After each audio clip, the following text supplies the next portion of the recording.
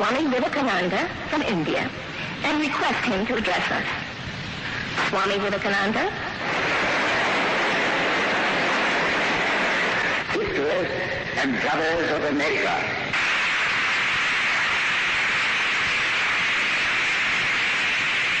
it fills my heart with joy unspeakable to rise in response to the warm and cordial welcome which you have given us.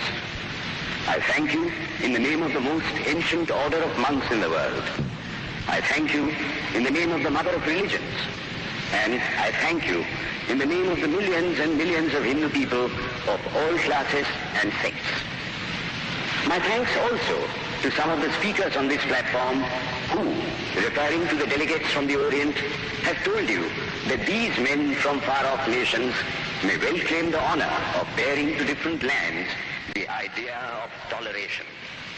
I am proud to belong to a religion which has taught the world both tolerance and universal acceptance. We believe not only in universal toleration, but we accept all religions as true. I am proud to belong to a nation which has sheltered the persecuted and the refugees of all religions and all nations of the earth.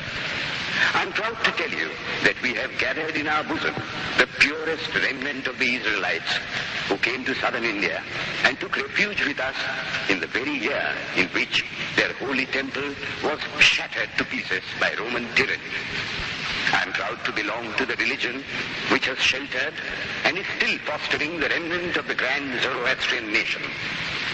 I will quote to you, brethren, a few lines from a hymn which I remember to have repeated from my earliest boyhood, which is every day repeated by millions of human beings.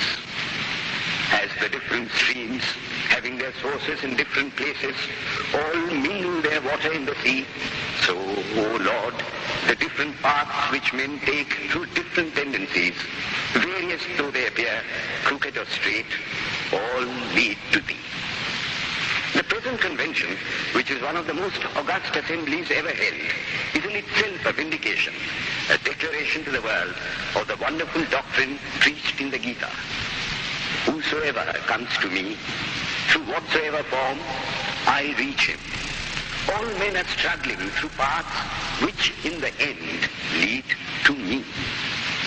Sectarianism, bigotry, and its horrible descendant, fanaticism, have long possessed this beautiful earth. They have filled the earth with violence, drenched it often and often with human blood, destroyed civilization, and sent whole nations to despair. Had it not been for these horrible demons, human society would be far more advanced than it is now. But their time is come.